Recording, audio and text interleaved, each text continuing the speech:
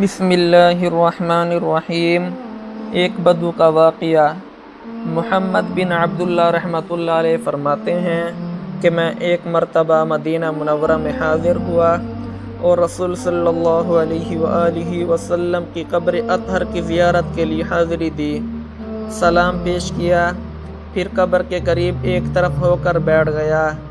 اتنے میں ایک شخص دیہاتی اونٹ پر سوار ہو کر آ کر عرض کیا، یا خیر الرسل، اے رسولوں کے بہترین، اللہ تعالیٰ نے آپ پر قرآن کریم میں یہ آیت نازل فرمائی ہے جس کا ترجمہ یہ ہے، اور اگر یہ لوگ جب انہوں نے اپنے اوپر ظلم کر لیا تھا آپ کے پاس آ جاتے اور اللہ تعالیٰ سے اپنے گناہوں کی معافی مانگ لیتے اور پیغمبر بھی ان کے لیے مغفرت کی دعا کرتے تو ضرور اللہ تعالیٰ کو توبہ قبول کرنے والا پاتے۔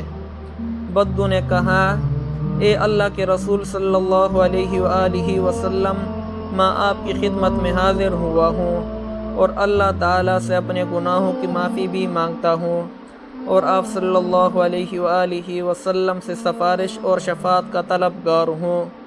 اللہ تعالیٰ سے میری سفارش کریں، اللہ تعالیٰ میرے گناہ معاف فرما دیں، مجھے معاف کر دیں۔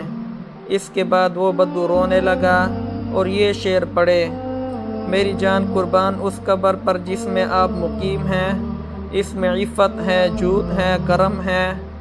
اس کے بعد دیہاتی نے استغفار کیا اور چلا گیا۔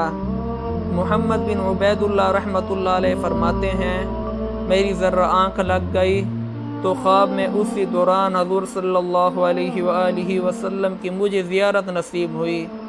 حضور صلی اللہ علیہ وآلہ وسلم نے ارشاد فرمایا، محمد بن عبید اللہ، جاؤ اس بدو سے کہہ دو کہ میری سفارش کی برکت سے اللہ جل جلالہ نے اس کی مغفرت فرما دی ہے۔